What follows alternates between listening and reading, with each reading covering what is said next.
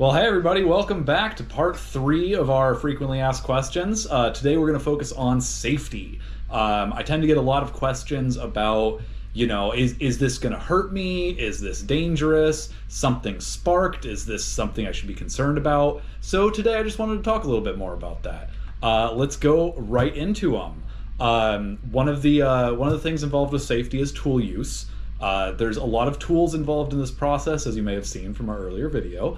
And those can be dangerous. A drill or something like that, you could accidentally go right into yourself if you weren't careful. So, proper tool use, if you don't know what that is, plenty of resources on YouTube. Just watch people doing it, see what they do, see how it's to do things safely, and then do it as safely as you can. There's also, with tool use, often sharp metal. That's another danger involved here. It's really easy, especially if you've just cut a hole in some sheet metal. The edges are going to be rough. You could slice yourself on it. You can also slice wire, but we're not worried about the wire today. We're worried about you. So you want to be really, really careful with anything sharp, anything powered, especially air-powered tools can be a little bit zesty, so be careful with those if you're using those. I had just mentioned sparking. That's another one. Generally, when you're hooking up systems for the first time, especially when you're connecting, say, an inverter to a battery, you're going to get some sparking. This is normal.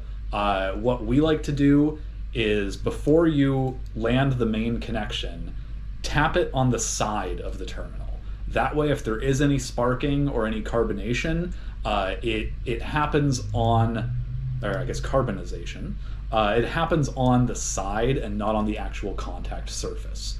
So that way it won't get in the way of your connection. Just a little pro tip there.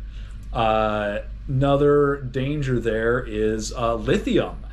Pretty much everybody at this point knows lithium can be dangerous. We've all heard stories of a cell phone blowing up, or somebody's laptop catching on fire. Like, those are common. We know that happens. That is lithium ion cells. There is a difference between those and lithium iron phosphate.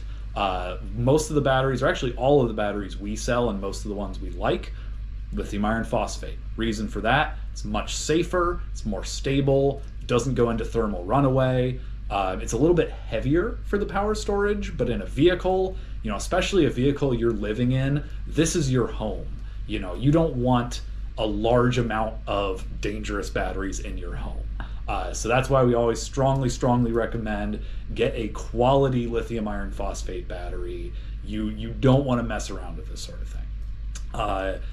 Speaking of those batteries, another question people ask is it safe to touch this? Am I going to get electrocuted if I contact these things? We mainly work with 12 volt systems, so the answer is no. 12 volt, it's not going to get through your skin resistance. You're not even going to notice it. And as a demonstration, I have here one of our branded lithium iron phosphate batteries. They've got built-in Bluetooth. They're very nice. And let's just, boom, nothing. I don't feel anything. Actually, if you measured it, there's no current flowing. Perfectly safe. Now, up to about 40 volts, that's safe. Above that can get through your skin resistance, and you will feel that, and it can hurt you. Solar panels, especially larger solar panels, do have higher voltage, so it is entirely possible, and I say this because I've done it, that if you happen to form a circuit on the panel through your arm, you will feel that. It's not going to kill you, but it's not going to feel good.